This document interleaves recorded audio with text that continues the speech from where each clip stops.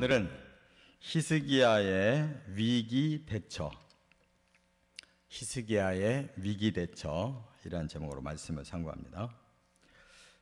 이 앞에 18장 내용이 뭐였냐면 아수르 왕의 이 비서실장격이 되는 랍사게라는 사람이 이제 예루살렘 성을 포위하고 유다말로 계속 이제 심리 전술을 썼다고 그랬어요.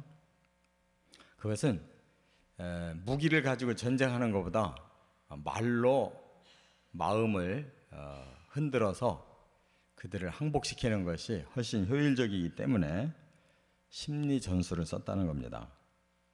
그런데 세 가지 방법을 썼어요. 이게 사탄의 방법입니다. 먼저 위협을 해요. 두려워서 굴복하게 만드는 게 사탄의 방법이에요. 두 번째는 이간질, 서로 하나님의 공동체가 갈라져서 가정도 교회도 또 이 나라와 민족도 이렇게 갈라지게 하는 것이 사탄의 방법이에요. 그게 회방입니다.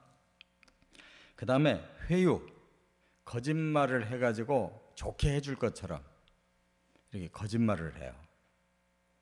이게 3대 악한 사탄의 방법인데, 이 방법으로 이제 예루살렘 성 안에 있는 왕과 백성들 이간질시키고 백성들로 하여금 나오게 해서 성을 무너뜨리려고 그렇게 한 겁니다. 여기에 대해서 이제 히스기야는 어떻게 대처했느냐, 이게 바로 성도들의 대처 방법이에요. 영적인 싸움의 원리입니다. 오늘은 거기에 대해 세 가지 방법을 사용하고 있어요. 첫째, 여기 18장 36절 37절에 보면 단합하여 침묵으로 일관했다. 이게 중요해요. 상대방이 겁을 주려고 할 때 거기에 움직이면 안 돼요. 그러면 겁에 질려가지고 이미 다 사기가 떨어지고 꼼짝도 할 수가 없어요. 오히려 거기에 침묵하는 방법이 상대방이 더 혼동을 갖게 되는 거예요.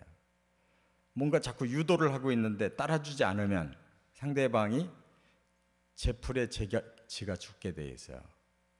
거기에 호응을 하면 그거는 그 작전에 걸려드는 거예요. 그래서 히스기야가 백성들에게 명령했어요. 한마디도 대답하지 마라. 근데 그 말을 다 들은 거예요. 속으로 얼마나 두렵겠어요. 지금 세계에서 가장 강한 아수르 군대가 지금 예루살렘 남아있는 이 성을 포위하고 있는데 얼마나 두렵겠어요. 그런데도 대답을 안 하고 모두가 침묵을 지키는 작전을 쓰니까 이쪽에서 떠들기만 하지 아무 효과가 없잖아요.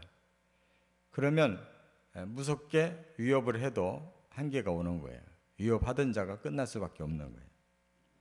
이렇게 때로 악한 자가 이렇게 우리 영적인 공동체를 공격할지라도 거기에 일일이 대응하면 안 돼요. 그 사실이 아니라면 그냥 입을 딱 닫고 가만히 있으면 지풀에 지가 넘어가고, 또 이 세상에서도 교회에 대해서 비난을 할 때 비난받을 일도 있지만 반성해야 될 일도 있지만 지나친 게 많아요. 그럼 거기에 일일이 해명할 필요가 없어요. 진리는 일일이 설명 안 해도 돼요. 가만히 있으면 진리는 스스로 입증해요. 그래서 히스기야 말에 백성들이 일치 단결해서 침묵 작전으로 이겨냈다는 거예요. 이게 중요하고, 두 번째는 19장을 넘어오면 1절부터 4절에 보면 이사야와 함께 기도했다 하는 게 중요해요. 그럼 침묵만 하고 앉아 있을 거냐? 그 다음 이제 적극적인 방법이 나와야 되는데, 지금 이 상황에서 할 수 있는 방법은 하나님께 구원을 청하는 방법밖에 없어요. 사람의 힘이 지금 없잖아요. 그래서 히스기야 자신도 성전에 들어갔어요. 옷을 찢고 베옷 입고 성전 들어가서 하나님께 매달렸고 신하들을 이사야에게 보냈어요. 지금 상황이 이러저러하니 당신도 기도해달라. 히스기야도 기도하고 이사야도 기도하도록. 백성들 말할 필요도 없죠. 기도하는 거예요. 그래서 하나님의 뜻을 묻고 하나님의 도우심을 받고, 이것이 이 시간의 최선의 방법이었어요. 사람이 할 수 있는 일이 없어요. 침묵만 언제까지는 하고 있을 수 없잖아요. 뭔가가 결과가 나와야 되는데 그들을 물리칠 수 있는 방법, 사람은 불가능해. 그럼 하나님밖에는 가능한 분이 없다, 이런 결론이 나오잖아요. 그래서 히스기야는 성전 들어가고 이사야에게 신하를 보내서 기도를 부탁했는데 상황을 이렇게 설명해요. 환난과 징벌과 모욕의 날이다 그랬어요. 이 세 가지 단어를 썼는데 히스기야의 심정을 밝힌 거예요. 이 환난이 왜 왔겠어요? 하나님 앞에 바르게 서지 않으니까 환난이 왔다는 걸 인정한 거예요. 또 이거는 징벌입니다. 하나님께 벌 받은 겁니다. 이렇게 깨닫고 무조건 하나님께 도움만 청할 게 아니라 왜 이런 일이 왔는지 하나님께 회개도 해야 될 거 아니에요. 징벌입니다라고 고백해요. 그 다음에 모욕의 날입니다. 이건 우리가 모욕당하는 게 문제가 아니라 하나님이 모욕을 당하는 거. 우리가 잘못해서 하나님이 모욕을 당합니다 하고 회개하는 거예요. 이걸 이사야서에서는 두 단어는 바꿔요. 환난과 책벌과 능욕입니다. 비슷한 단어죠. 그러나 책벌이라는 말은 하나님이 우리 죄에 대해서 벌을 내리셨다는, 훨씬 더 신학적인 용어예요. 그리고 능욕이라는 것은 모욕보다도 훨씬 심한 말이에요. 완전히 능멸하고 욕하는, 하나님께 아주 최고의 죄를 저지른 거예요. 이렇게 회개하면서 해산할 힘이 없습니다. 여인이 지금 해산을 하고 있는데 죽느냐 사느냐 하는 상황인데 힘이 없다 그러면 죽는 거거든요. 우리는 지금 죽을 수밖에 없는 상황입니다. 하나님께 그렇게 기도해요. 죽을 수밖에 없습니다. 이 상황이. 얼마나 간절한 기도예요. 사느냐 죽느냐, 잘못하면 둘 다 죽는다는 거예요. 이렇게 아주 다급한 상황을 하나님께 기도한 거예요.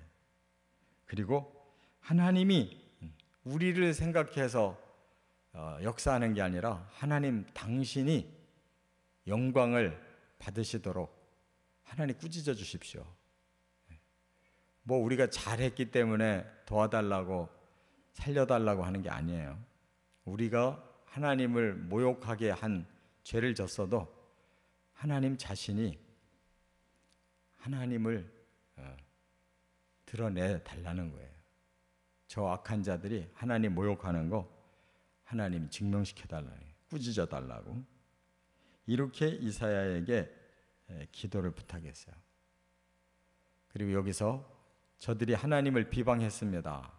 이사야에서는 하나님을 회방했습니다. 그래서 이사야서가 훨씬 더 단어를 제대로 썼는데 그냥 비방하는 거하고 회방하는 거하고 달라요.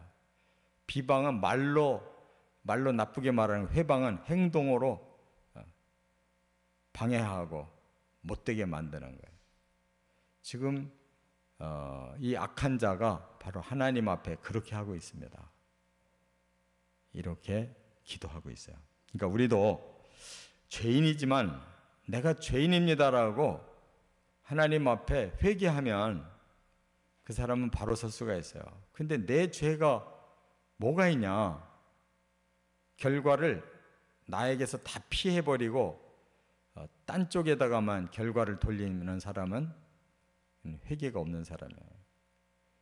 하나님은 죄를 짓는 것보다 더 중요한 것은 회개하는 것으로 하나님 초점 맞추고 계시다는 걸 우리 깨달아야 됩니다. 끝으로 세 번째 5절부터 7절에 보면 이사야가 하나님의 응답을 전달했다. 즉각 하나님 응답 왔어요. 이미 많이 예언을 주셨어요. 하나님 의지해라, 내가 해결해 줄게. 근데 지금 그 상황이 왔어요. 드디어 군사력을 의지하지 않고 자기들의 어떤 능력으로 해버리려고 하지 않고 지금 오직 하나님께, 바로 하나님이 원하셨던 그 방법대로 지금 돌아와서 오직 기도를 하고 있으니까 하나님이 바로 응답했어요. 뭐라고? 여기 보니까 그 랍사게가 하는 말 때문에 너희들 두려워하지 마라. 그 말뿐이지 아무 필요 없다. 거기에 신경 쓰지 마라. 중요한 건 하나님이 이제 이 일을 해결하기로 결정하고 행동하신다. 한 영을 보내신다. 한 영을 보내신다. 다른 본문에 여호와의 사자를 보내셨어요. 구약에서 여호와의 사자는 예수 그리스도의 현현이에요. 구원 사건 때마다 예수님이 구약 시대에 나타나셔요. 여호와의 사자로. 그래서 그 시대를 구원해 내시는 바로 그 한 영을 그 속에 넣겠다. 그리고 소문을 듣고 황급하게 도망가게 하겠다. 그래서요. 도망갈 뿐만 아니라 아수르 왕 사네립은 돌아가서 죽는다.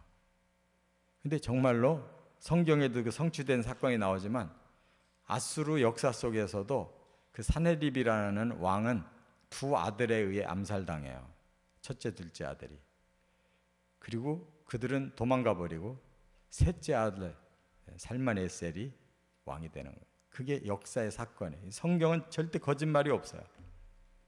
우리가 과거를 제대로 몰라서 이 말씀이 입증 안 되는 게 있는 거지, 이 말씀이 거짓말이라 입증 안 되는 것은 단 하나도 없어요. 역사를 더 알고 나면 이 모든 말씀이 지금부터 2700년 전에 하나님이 하신 말씀, 성취된 역사, 우리가 더 고고학을 더 발달시키면 다 알아내는 거예요.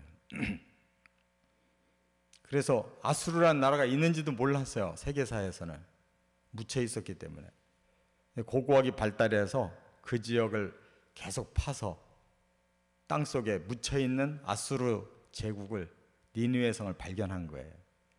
그래서 이 사실이, 이 말씀이 사실이었구나. 그때서 세계사에서 인정한 겁니다. 그러니까 우리는 성경이 우리에게 입증됐든 안 됐든 상관없어요. 하나님 말씀 그대로 믿으면 돼요. 서서히 다 입증되게 돼 있어요. 할렐루야.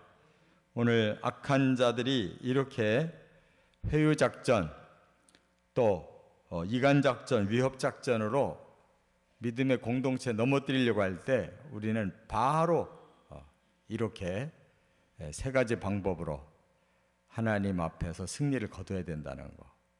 승리하는 저와 여러분 되시길 주의 이름으로 축원합니다.